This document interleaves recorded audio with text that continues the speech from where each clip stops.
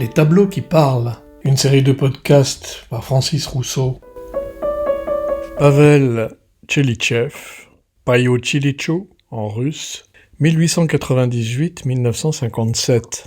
Le chapeau vert, huile sur toile, 1928. Collection privée. D'origine aristocratique, Pavel Tchelitchev suivit sa famille à Kiev après la Révolution de 1917 avant d'émigrer en France en 1923. C'est à Paris qu'il fit ses débuts de portraitiste. Au Salon d'automne de 1925, Gertrude Stein remarqua son talent et lui acheta l'intégralité du contenu de son atelier. Cela suffit à lancer d'un seul coup sa carrière parisienne. C'est d'ailleurs aussi par l'intermédiaire de Gertrude Stein qu'il fit la connaissance de René Crevel et de Christian Bérard, mais aussi d'Edith Sitwell, dont Tchelitchev réalisa le portrait. C'est chez Gertrude Stein encore que Tchelitchev rencontra celui qui allait devenir son compagnon pendant de nombreuses années, le poète et écrivain américain Charles Henry Ford, 1908-2002, et qui l'a peint à de très nombreuses reprises. À Paris, Pavel Tchelitchev travailla ensuite pour Serge de Diaghilev en créant des décors et des costumes du ballet Aude pour les ballets russes en 1928.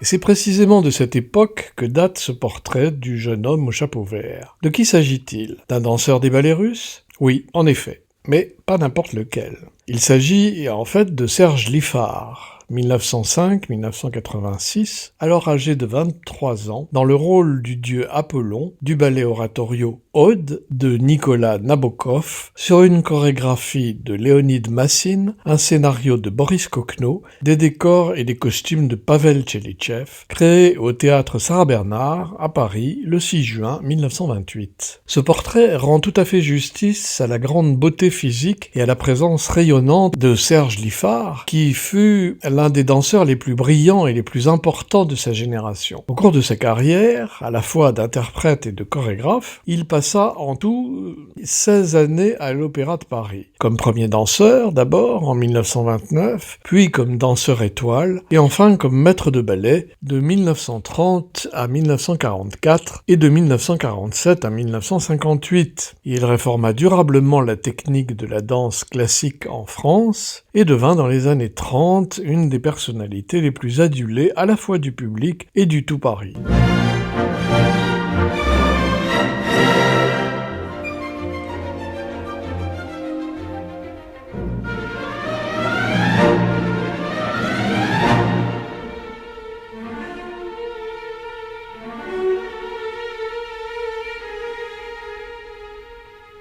Ayant en apparence fait le choix de la collaboration avec les nazis pendant la Deuxième Guerre mondiale, il devint l'amant d'une des espionnes les plus redoutables de la Gestapo, celle que l'on appelait la comtesse de la Gestapo, Marie Olinska, de son vrai nom Sonia Irène Blasch, dont il se servit pour protéger certains de ses amis juifs et de ses amis homosexuels. En tout cas, c'est ce qu'il dira plus tard. Cette amitié lui aurait permis par exemple de protéger sa grande amie d'origine juive, Marie-Laure de Noailles, qui sans cette protection plutôt trouble, aurait été sans doute déportée.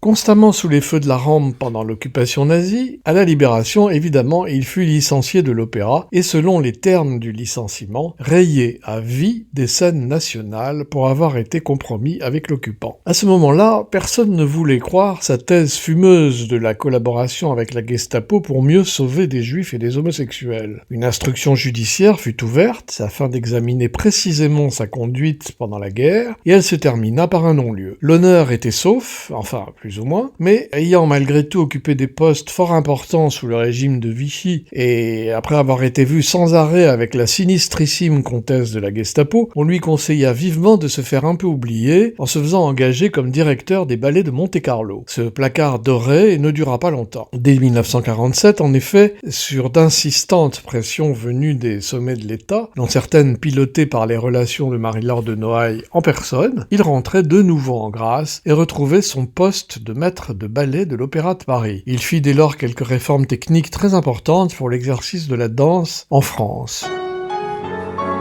Expression voice.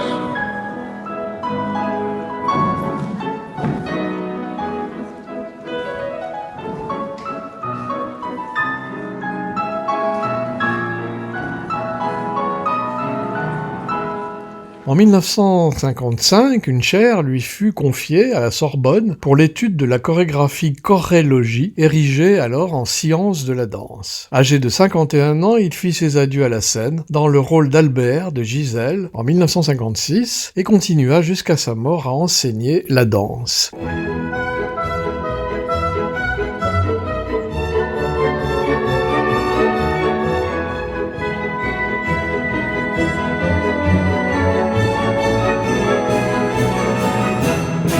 Quant à Pavel Tchelitchev, peu de temps après avoir peint cette toile lumineuse, en 1930, il présenta ses œuvres dans le cadre d'une exposition collective au Museum of Modern Art de New York, tout juste ouvert depuis un an seulement. En 1933, il décida de s'installer avec son compagnon Charles Henry Ford à New York, où il continua à travailler pour des metteurs en scène et des chorégraphes. Tchelitchev acquit la nationalité américaine en 1952. Un peu moins de 150 de ses peintures sont conservées aujourd'hui au MoMA à New York.